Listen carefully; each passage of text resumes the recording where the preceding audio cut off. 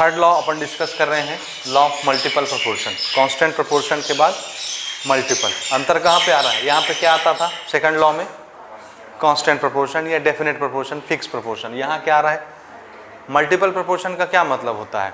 एक से ज़्यादा रेशियो, एक से ज़्यादा तरह के कंपाउंड बनेंगे तो एक से ज़्यादा तरह के रेशियो आएंगे, 1:2, 3:4, 5, एक से ज़्यादा रेशियो आ गए, इसको बोलते हैं मल्टीपल प्रोपोर्शन। अब देखो ये क्या है, it is given by John Dalton. Dalton साहब ने ये दिया था, जिनकी अभी थ्योरी आप आगे चल के पढ़ोगे, डाल्टन्स एटॉमिक थ्योरी, जिसमें कुछ कमियां आई तो उसको फिर हमने चेंज किया, मॉडिफाई किया और मॉडर्न एटॉमिक थ्योरी बनाया। तो जैसे ही हमारा ये लॉ ख़त्म होगा ना, पाँच लॉ हमने बनाया था ना केमिकल कंपोजिशन के, तो जब 5 लॉ ख़त्म हो जाएंगे उसके जस्ट बाद हम लोग डाल्टन साहब की थ्योरी पढ़ेंगे। तो ये वाला जो लॉ है मल्टीपल प्रोपोर्शन का, इसको भी किसने बनाया था? जॉन डाल्टन ने बनाया था 1804 में। अब लॉ देखो क्या है, when two elements combine together, कौन मिल रहे हैं? दो ठो element combine together to form 2 और मोर देन 2 केमिकल कंपाउंड्स।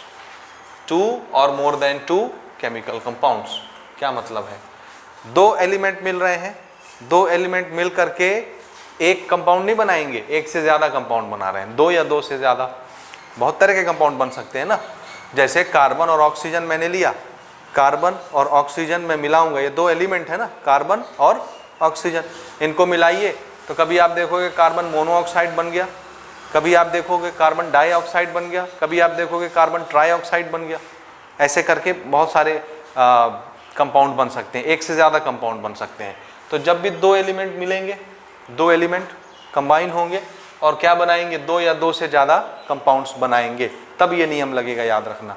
जब भी एक से ज़्यादा कंपाउंड बनेगा तब ये लगेगा, नहीं तो फिर एक ही ठो रेशियो ना मिलेगा आपको। अगर एक कंपाउंड बना, जैसे कॉपर ऑक्साइड बना, तो कॉपर ऑक्साइड में कॉपर और ऑक्सीजन का सिंपल एक ही रेशियो रहेगा ना, 1:2 या 80:20 जो भी बनाए थे हम।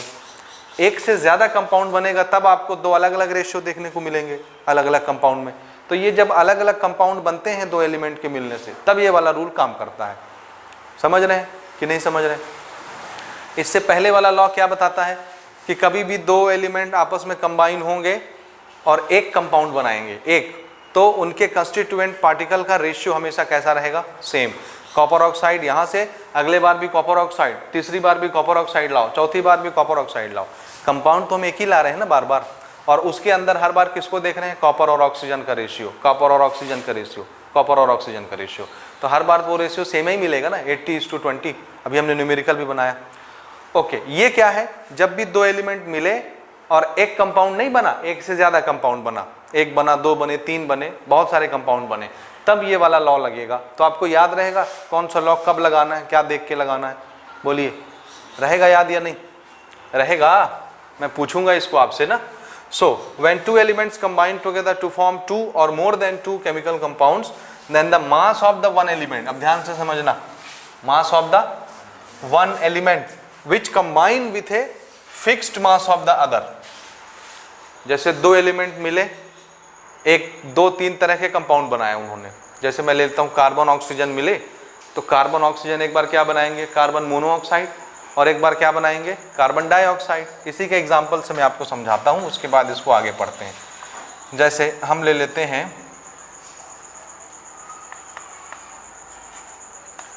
Compounds of carbon and oxygen, 2 अलग अलग एलिमेंट, 2 एलिमेंट क्या हो रहे हैं? कंबाइन, और क्या बनाएंगे? 2 या 2 से ज़्यादा कंपाउंड। अभी एक कंपाउंड नहीं बना रहा ना मैं कार्बन डाइऑक्साइड, मैं एक से ज़्यादा कंपाउंड बना रहा हूँ। जैसे कार्बन और ऑक्सीजन मिल करके क्या बनाया इन्होंने?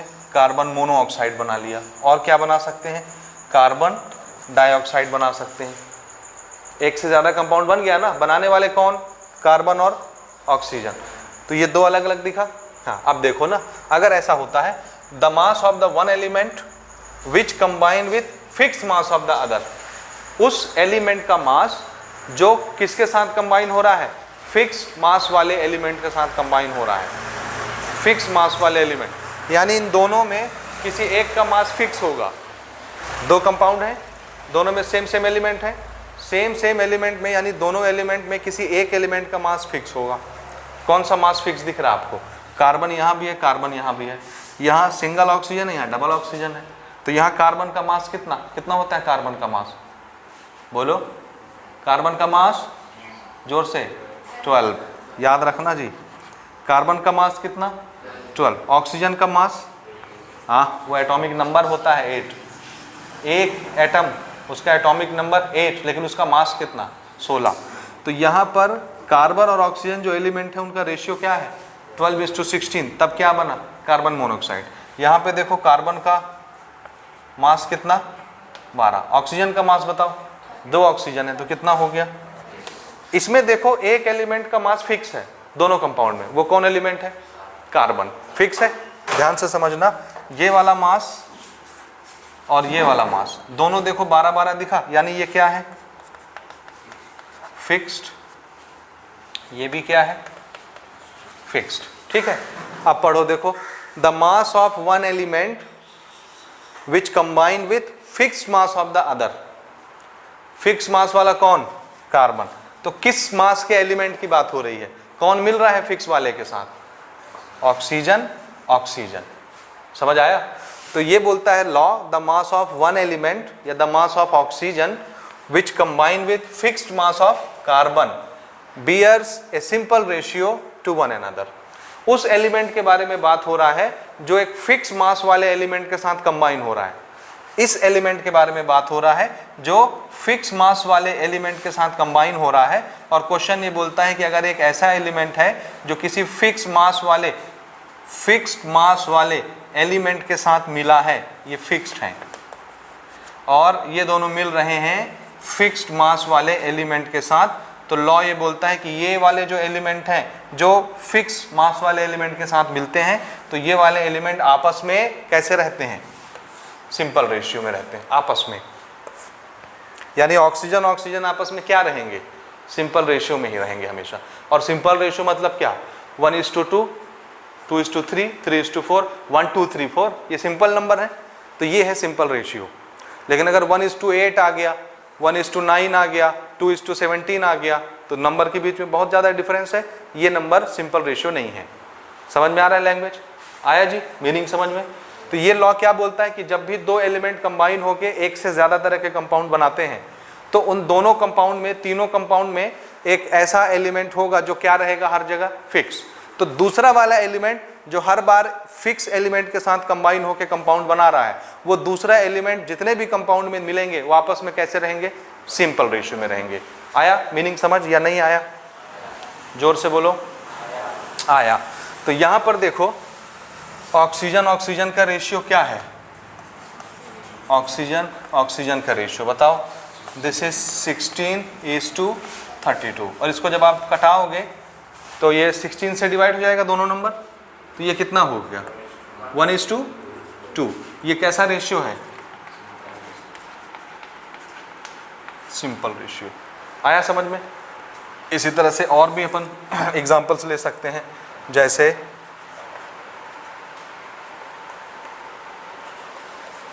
Compounds of sulphur and oxygen, sulphur और ऑक्सीजन के कंपाउंड क्या क्या बनते हैं, कंपाउंड SO2 और SO3 होता है, सल्फर डाइऑक्साइड सल्फर ट्राइऑक्साइड दोनों गैस हैं, मिलता है नेचर में सल्फर डाइऑक्साइड सल्फर ट्राइऑक्साइड, दोनों पॉइजनस गैस हैं।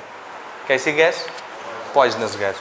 इसमें देखो सल्फर का मास क्या होता है बताओ, सल्फर नहीं मालूम, सल्फर का शायद 32 होता है मेरे ख्याल से सल्फर कितना होता है जी, सल्फर का मास भूल गए, 32 ही होता है, ठीक है 32। तो ये सल्फर है, ये भी सल्फर है, दोनों का मास क्या होगा, सो दिस इज 32:2, ऑक्सीजन का 32, यहाँ पर 32:2,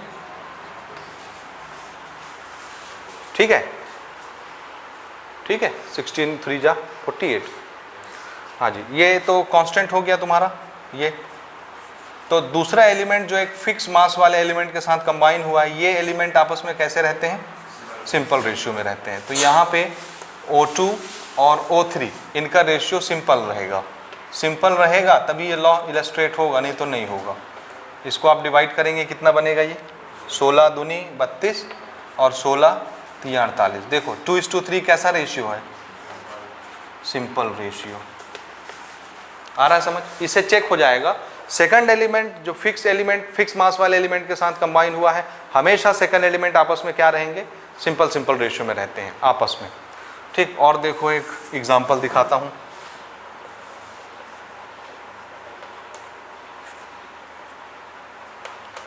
compounds of nitrogen and oxygen.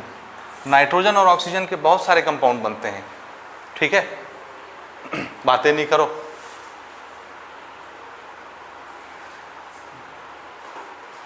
जैसे देखो नाइट्रस ऑक्साइड, इसका फॉर्मूला होता है N2O। नाइट्रिक ऑक्साइड,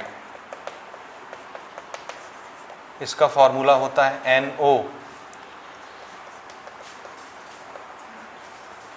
नाइट्रोजन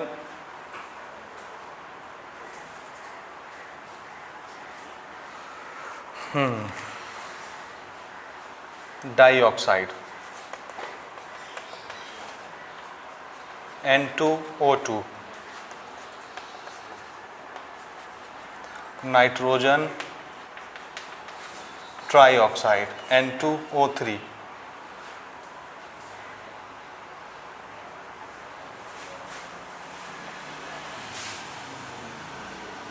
या नाइट्रोजन यही लेते हैं, डाइऑक्साइड नहीं लेते, नाइट्रोजन ट्राइऑक्साइड ही ले लेते हैं। इसमें फिर ये गड़बड़ आ जाएगा, nitrogen trioxide.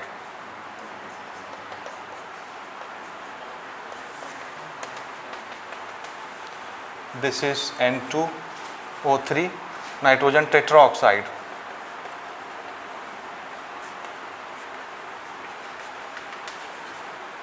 Tetra oxide, N2O4।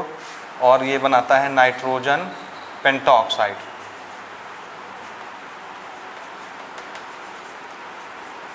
N2O5। 4-5 तरह के ऑक्साइड्स बनाता है नाइट्रोजन, ठीक है। इतने सारे ऑक्साइड्स बने, आया समझ? नहीं आया? आया। इसमें देखिए, अगर मैं इसमें आपको रेशियो दिखाऊं इनका, नाइट्रोजन ऑक्सीजन का हर केस में, तो कैसा रेशियो दिखता है ये? हाँ, यहाँ पे बताओ नाइट्रोजन का मास कितना होता है? नाइट्रोजन का मैं मान पूरा टेबल आप लोग भूल गए हो ना, एटलीस्ट शुरू के कम से कम 20-30 के मास और एटॉमिक नंबर तो आपको याद रखने हैं, ठीक है जी। नाइट्रोजन का मास होता है 14, कितना? 1 एटम ऑफ नाइट्रोजन का मास कितना? 14। तो यहाँ कितने हैं? 2, तो इसका मास कितना?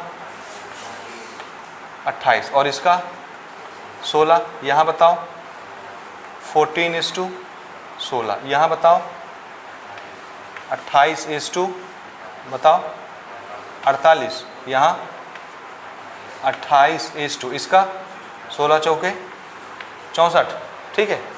यहाँ बताओ 28 16 पंचे 80, ठीक है। ये आया रेशियो,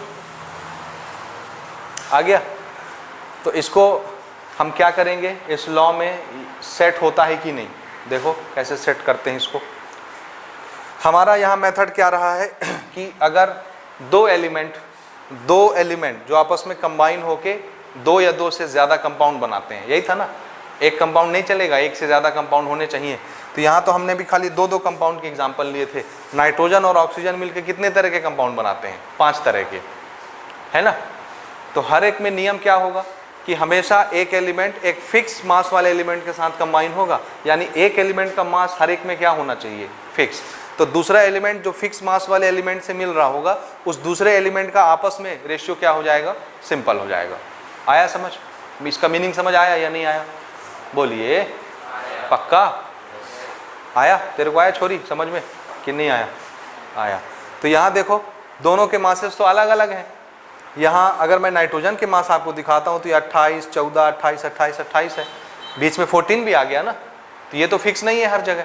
ऑक्सीजन देखो तो 16, 16, 48, 64, 80, ये भी अलग अलग है। तो हमको क्या करना पड़ेगा? एक एलिमेंट का मास क्या करना पड़ेगा? फिक्स करना पड़ेगा। तो किसका फिक्स करना पसंद करोगे आप? नाइट्रोजन का कर लें, इजी लग रहा है।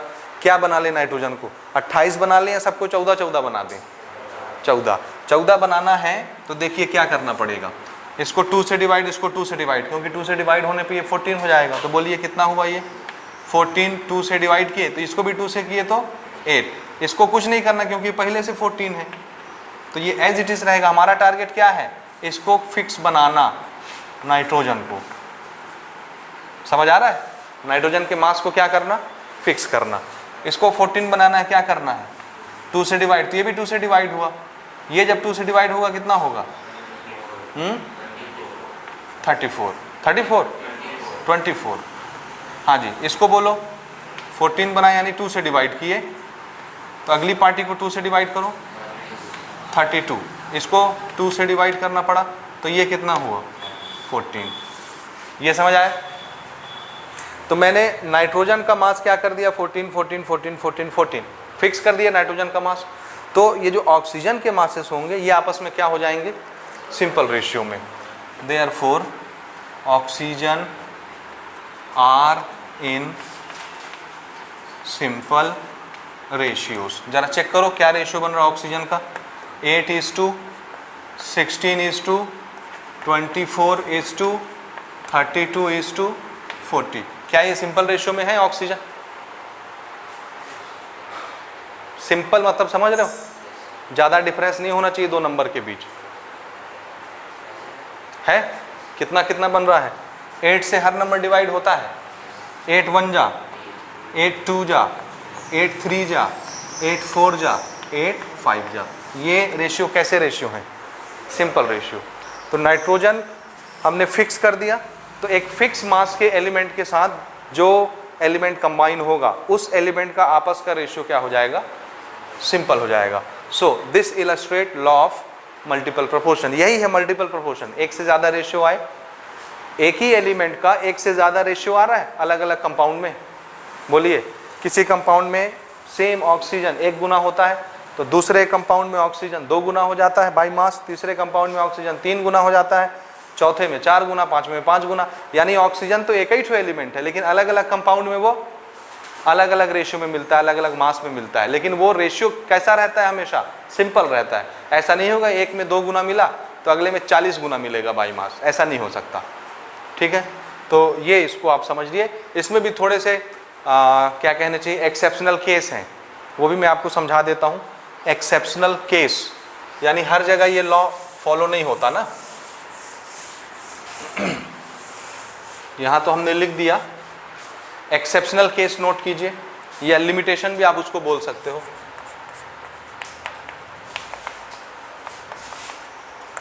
लिमिटेशन, पहला लिमिटेशन ये है, मैं खाली इसको समझा रहा हूँ ना, लिखा नहीं रहा हूँ, ठीक है, ध्यान से समझना इसको।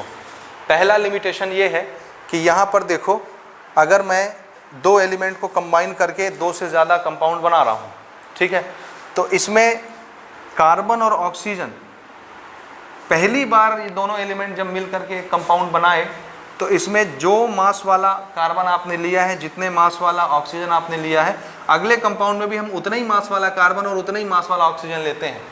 मास नंबर चेंज नहीं होना चाहिए, और मास नंबर चेंज हो गया तो उसको क्या बोलते हैं, आइसोटोप।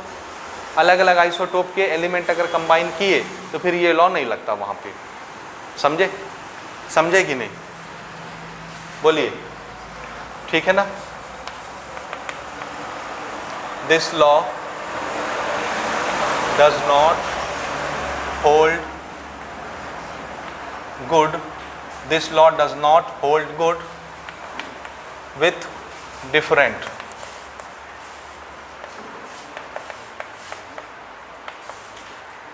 isotopes of elements.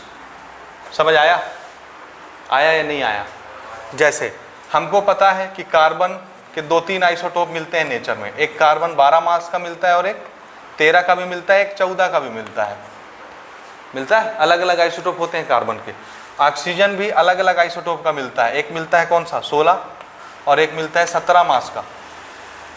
एक ऑक्सीजन एटम का मास कितना 16 और 17 भी मिलता है नेचर में, बहुत कम मिलता है इसलिए हम ये यूज़ करते हैं। लेकिन होते हैं कि नहीं आइसोटोप, होते हैं। तो अगर मैं बोलूँ कि देखो भैया मुझे ये बनाना है कार्बन मोनोऑक्साइड और कार्बन डाइऑक्साइड, कार्बन और ऑक्सीजन से बनाना, तो देखो अगर मैं बोलता हूँ कि ये कंपाउंड है और ये एक कंपाउंड है। इसको तो मैंने बोला ठीक है ये 12 मास वाला है ये कार्बन, लेकिन ऑक्सीजन एक से ज़्यादा मास वाले आइसोटोप के मिलते हैं ना, ये भी अलग अलग मिल सकते हैं। अभी मैं बोलता हूँ चलो ये फिक्स है, क्योंकि हमको एक कंडीशन तो फुलफिल करनी है ना कि एक एलिमेंट क्या होना चाहिए, उसका मास फिक्स होना चाहिए हर बार। तो इसको तो मैंने फिक्स कर दिया, लेकिन अगर ये एक बार 16 मास का मैंने लिया और इसको ले लिया 17 मास का, दूसरे बार अलग आइसोटोप लिया ऑक्सीजन का, तो ये कितना हो जाएगा, 17 दूनी कितना, 17 दूनी 34। तो अब ये रेशियो देखो, ये तो फिक्स हो गया 12, एक एलिमेंट फिक्स हो गया है ना, एक एलिमेंट का मास फिक्स हो गया। तो जो दूसरा एलिमेंट फिक्स मास वाले एलिमेंट के साथ मिल रहा है, ये वाला एलिमेंट, क्या ये सिंपल रेशियो में होगा?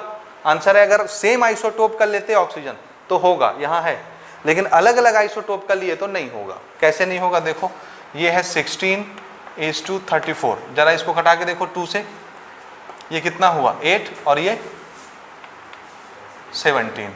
क्या ये सिंपल रेशियो है? नहीं है। सिंपल रेशियो कैसा होता है, 1 2 3 4 ऐसा, तो फिर इतना गैप आ जाता है, फिर सिंपल रेशियो नहीं होता। तो अगर अलग अलग आइसोटोप लेते हैं किसी भी एलिमेंट का, जरूरी नहीं ऑक्सीजन बस का, कार्बन का भी अगर आप अलग ले लेते तो भी ये रूल काम नहीं करता।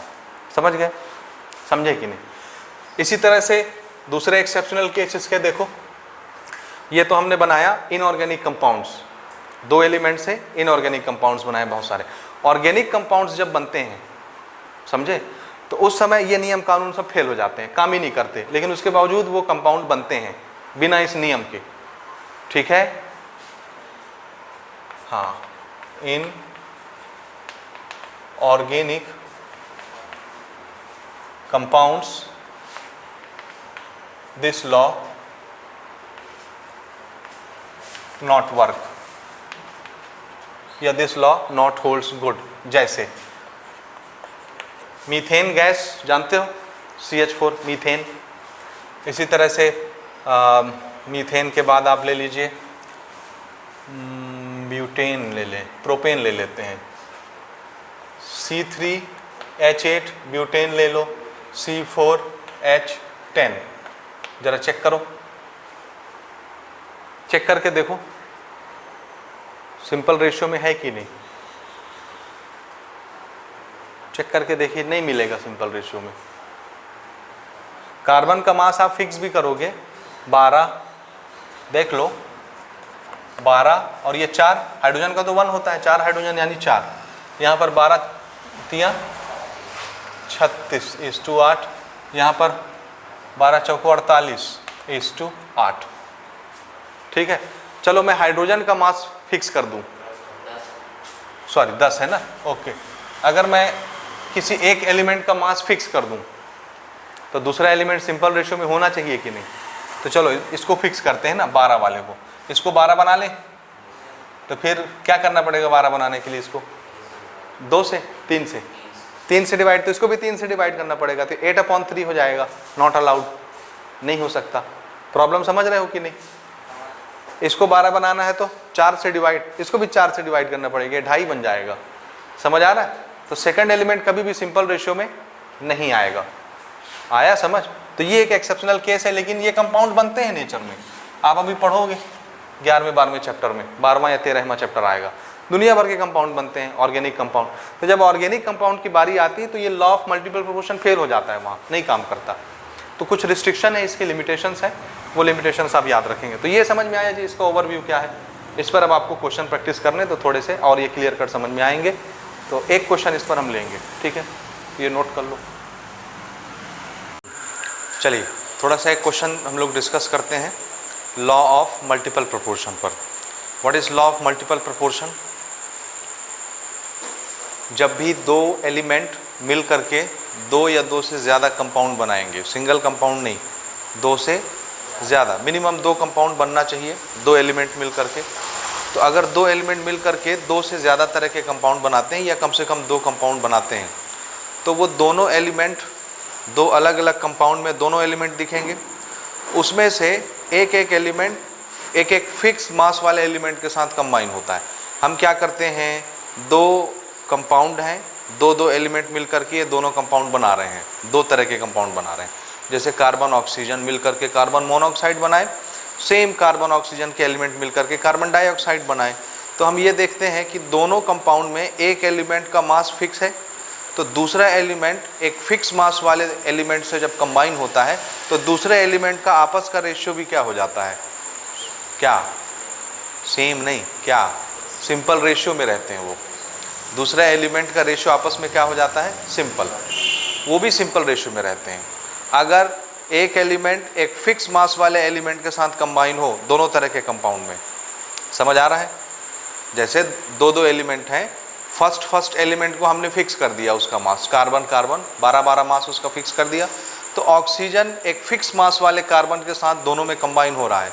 ऑक्सीजन एक फिक्स मास वाले कार्बन के साथ कंबाइन हो रहा है, तो ऑक्सीजन के आपस का रेशियो क्या हो जाएगा, सिंपल। होल नंबर में 1:2, 2:3, 3:4 इस तरह का रेशियो आएगा, 1 2 3 4, है ना। ये लॉ ऑफ मल्टीपल प्रोपोर्शन है। इसके पहले हमने पढ़ा था लॉ ऑफ कौन सा प्रोपोर्शन, डेफिनेट प्रोपोर्शन। उसमें एक ही कंपाउंड लिए थे, जैसे कार्बन डाइऑक्साइड दुनिया के किसी भी मेथड से बना के लाओ, अलग अलग एक ही कंपाउंड लाना था ना। उस एक कंपाउंड के अंदर जो उसके कंस्टिट्यूएंट पार्टिकल होते हैं, कार्बन और ऑक्सीजन, उनका रेशियो बाय मास क्या रहता है, हमेशा फिक्स रहता है, वो नहीं बदलता। ये हमारा सेकंड लॉ था। उससे पहले हमने फर्स्ट लॉ पढ़ा, मास डिस्ट्रॉय नहीं हो सकता, न मास को क्रिएट कर सकते हैं, matter can neither be created nor be destroyed, वो हमारा law of conservation of material था, ये मास था पहला। और ये हम तीसरा लॉ जो हमने पढ़ा, लॉ ऑफ मल्टीपल प्रोपोर्शन, उस पर ये हम न्यूमेरिकल प्रैक्टिस कर रहे हैं। तो इसके लिए शर्त क्या है कि भाई दो अलग अलग कंपाउंड होंगे, दोनों में एक एलिमेंट क्या हो जाएगा, फिक्स मास का, तो दूसरा एलिमेंट जो एक फिक्स मास के एलिमेंट के साथ कंबाइन होगा वो आपस में सिंपल रेशियो में होंगे। ठीक है जी, ठीक है ना, सिंपल रेशियो समझ रहे हैं? ओके। अब इसका सॉल्यूशन थोड़ा सा देखो, क्वेश्चन देखो। ए मेटल फॉर्म्स 3 ऑक्साइड, कोई एक मेटल है, कोई भी मेटल आप इमेजिन कर लो, कॉपर ही इमेजिन कर लो, ठीक है। ये 3 तरह के ऑक्साइड बना रहा है। ऑक्साइड सॉलिड स्टेट में होता है ना, समझे ना? Okay. A metal forms 3 oxides. अब जब 3 ऑक्साइड बना मेटल का, 3 ऑक्साइड, ठीक है, 3 oxide containing 76.47%, 68.42% and 52% metal respectively. 3 अलग अलग ऑक्साइड है। ऑक्साइड समझ रहे हो ना? जैसे कॉपर ने 3 अलग अलग ऑक्साइड बनाया, CuO, CuO, CuO, तीनों अलग अलग हैं, ठीक है। हो सकता है किसी की क्वांटिटी ज़्यादा हो कम हो, तो हमने 3 अलग अलग ऑक्साइड लिया। पहले ऑक्साइड के अंदर मेटल यानी कॉपर कितना है, इतना मेटल है कॉपर। दूसरे ऑक्साइड के अंदर कॉपर कितना, इतना। तीसरे ऑक्साइड के अंदर मेटल कितना है, इतना। तीनों ऑक्साइड के अंदर अलग अलग कितना कितना मेटल मौजूद है, वो यहाँ से दिख गया, ठीक है, ओके। अच्छा, अगर मैं बात करता हूँ कि तीनों क्या है, मेटल ऑक्साइड, ऑक्साइड है ना, ऑक्साइड है ना, ऑक्साइड है, मतलब अगर मैं बोलता हूँ suppose this is a metal और हमने उसको जला दिया तो ऑक्साइड बन गया सॉलिड स्टेट में, तो मेटल ऑक्साइड में कितने एलिमेंट दिख रहे हैं आपको, कितने, कौन कौन से एलिमेंट? एक कॉपर है और दूसरा ऑक्सीजन है, 2 ही एलिमेंट का कंपाउंड है ना ये। अब तीनों बार हमको यही ऑक्साइड मिलता है, लेकिन पहले ऑक्साइड में ये मेटल कितना है, कितना परसेंट, हाँ। दूसरे ऑक्साइड में फिर से वही मेटल का ऑक्साइड ही है ये। इसमें सेकंड ऑक्साइड में मेटल कितना है, 4 और तीसरे मेटल ऑक्साइड में मेटल कितना है, 52, ठीक है, ये समझ आया? तो पहले मेटल ऑक्साइड में मेटल का क्वांटिटी कितना, परसेंटेज में बता रहा है वो। परसेंटेज में जब भी बताएगा तो टोटल ओवरऑल परसेंट कितना होता है, 100। 100 में 76.47 कौन है, मेटल, तो बचा कुचा कौन होगा, ऑक्सीजन ना। आ रहा है ये समझ में? ठीक, कितना बचा कुचा हुआ। तो परसेंटेज में जब भी बात होता है, परसेंटेज का मतलब होता है 100 फुल। उस 100 में 76.47% ये मेटल हो गया पहले ऑक्साइड में, तो 100 में जो बची कुची क्वांटिटी होगी वो ऑक्सीजन की होगी। कितना हुआ बचा कुचा, 100 में से ये घटा दो, कितना, 10 में से 7 गया 3, और 9 में से 4 गया 5, 9 में से 6 गया 3, 9 में से 7 गया 2, 23.53। ठीक, इसका बता दो,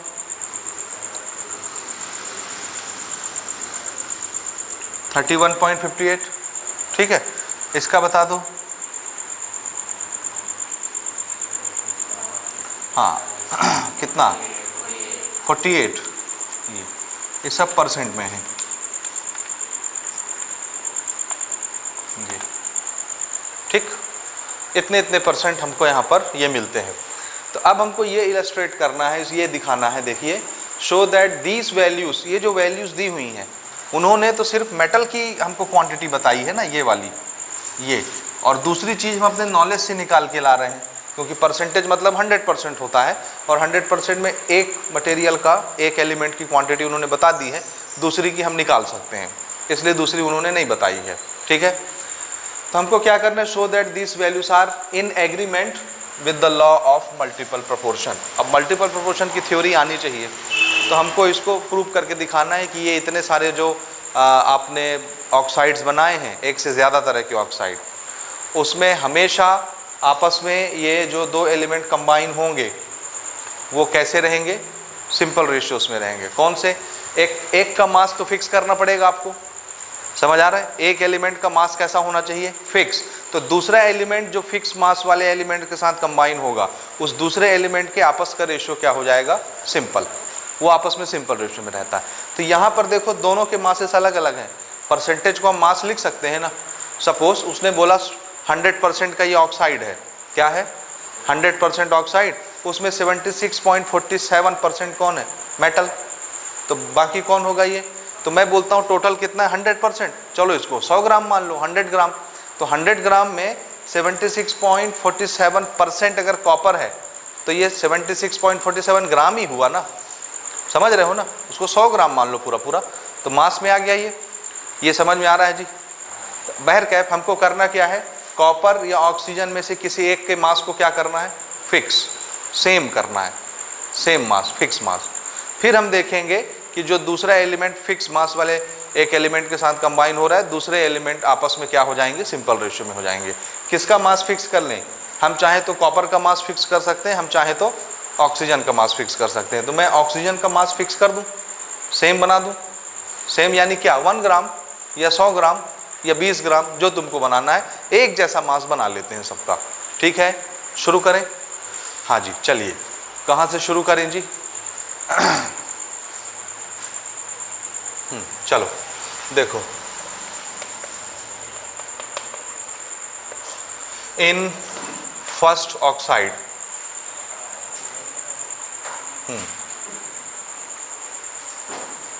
इन फर्स्ट ऑक्साइड क्या क्या दिया है, इसको आप ग्राम में लिख लो या परसेंटेज में लिख लो, जिसमें लिखना है, अमाउंट ऑफ मेटल और अमाउंट ऑफ ऑक्सीजन, ठीक है, ओके, लिखा दो मुझे जो जो वहां मैंने लिखा है।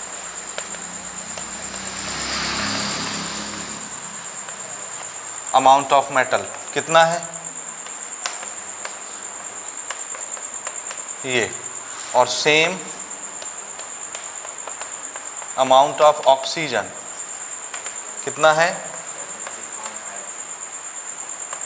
ये, ठीक है। तो इसको अब हम कैसे लिख सकते हैं, ये पहला केस है ना, ये वाला, इसमें मैं ऑक्सीजन के मास को फिक्स करना चाहता हूं, आप चाहें तो कॉपर के मास को भी फिक्स कर सकते हो। फिक्स करने का तरीका, उसको 1 ग्राम बना लो, 1 ग्राम या 100 ग्राम जो आपको उचित लगे। तो मैं ऑक्सीजन के मास को फिक्स करना चाहता हूं, तो मैं इसको कैसे लिखूं, देखो ना, मैं इसको ऐसे लिख रहा हूं, 23.53 ग्राम लिख सकता हूं ना ग्राम में, ओवरऑल 100 ग्राम मान लो, तो ये ऑक्सीजन इतने ग्राम और मेटल इतने ग्राम हो गया। तो 23.53 ग्राम ऑक्सीजन रिएक्ट विथ कितने ग्राम मेटल, 76.47 ग्राम मेटल, ठीक है। तो अगर इतना ग्राम ऑक्सीजन इतने ग्राम मेटल के साथ रिएक्ट करके मेटल ऑक्साइड बनाता है ना, कंबाइन होकर ना मेटल ऑक्साइड बन रहा है, तो इतने ग्राम ऑक्सीजन इतने ग्राम मेटल से कंबाइन होता है, तो 1 ग्राम ऑक्सीजन कितने ग्राम मेटल से कंबाइन होगा, ये हम इसको फिक्स कर लिए, दिख रहा है ये 1 ग्राम। हम हर केस में ऑक्सीजन को कितना बना देंगे, और 1 ग्राम बनाने का बढ़िया जुगाड़, इसको कहाँ भेज दो, उधर, तो ये 1 ग्राम हो गया। इधर ये ऑक्सीजन के साथ मल्टीप्लाई में है, उधर जाएगा तो डिवाइड में आ जाएगा। रिएक्ट विथ मेटल, कितना 76.47 डिवाइडेड बाय, ये नीचे आ गया यहाँ 23.53 ग्राम। आ गया समझिए, हो गया। 1 ग्राम ऑक्सीजन कितने ग्राम मेटल के साथ रिएक्ट करेगा, ठीक है ये। हाँ, इसको हम सॉल्व करेंगे और ये आप बताओगे मुझे कितना आता है। थोड़ा है, ठीक है, थोड़ा सा डिफिकल्ट टास्क है, मल्टीप्लिकेशन डिवीज़न तो आपको करना ही पड़ेगा, ठीक। हाँ जी, चलो ये करेंगे हम। अभी दूसरा लेते हैं ना, इन सेकंड केस।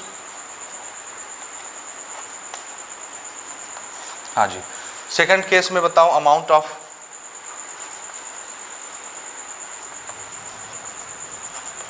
मेटल और अमाउंट ऑफ ऑक्सीजन कितना कितना है, ये वाला सेकंड केस। दिस इज 68.42% ले लो, ग्राम ले लो, एक ही चीज़ है, पर ग्राम को हम इमेजिन कर सकते हैं ना। ऑक्सीजन था 31.58%, तो सेम स्टेटमेंट लिखेंगे, कितने gram oxygen, 31.58 gram oxygen react with 68.42 gram metals. तो 1 ग्राम, देखो ऑक्सीजन को यहाँ भी हम कितना बना रहे हैं, 1 ग्राम ऑक्सीजन रिएक्ट विथ कितने ग्राम मेटल, 68.42 डिवाइडेड बाय 31.58 ग्राम, ठीक। ये जो भी आएगा ये आप मुझे बताओगे। ये हो गया, ये 2 मिटा दूं, ये लिख लिए हम ना। ओके, इन थर्ड केस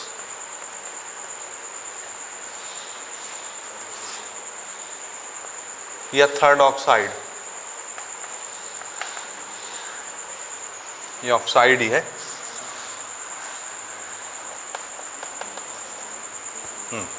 तीसरे ऑक्साइड में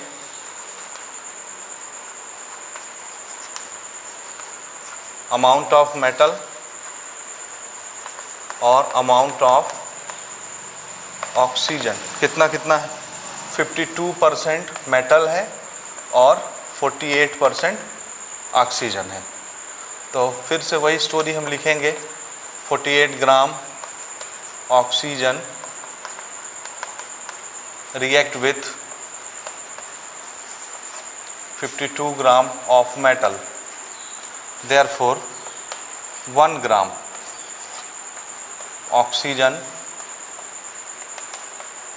रिएक्ट विथ मेटल, कितने ग्राम मेटल, 52/48 ग्राम,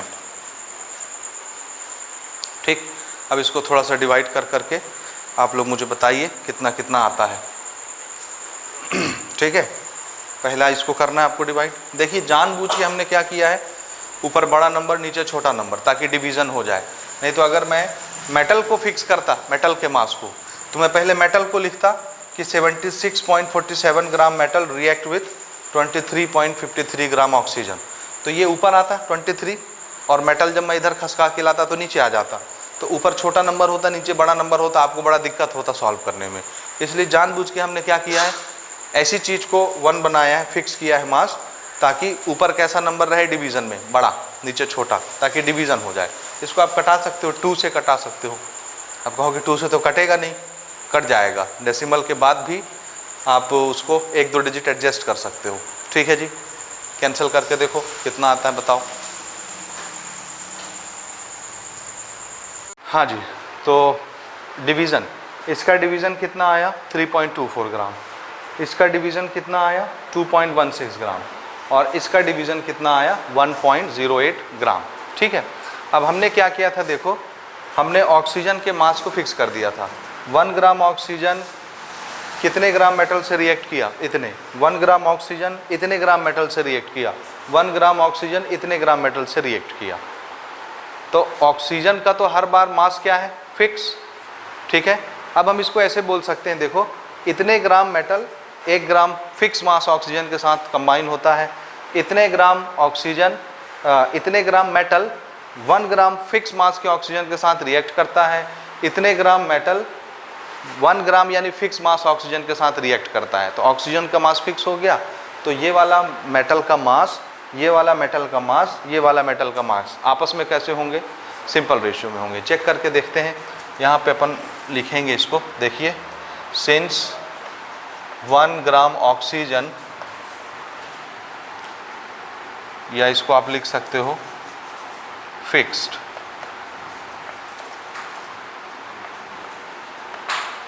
रिएक्ट विथ, कितने कितने ग्राम मेटल के साथ ये रिएक्ट करता है? पहले इसको लिख लेता हूँ मैं, रिएक्ट विथ 1.08 ग्राम,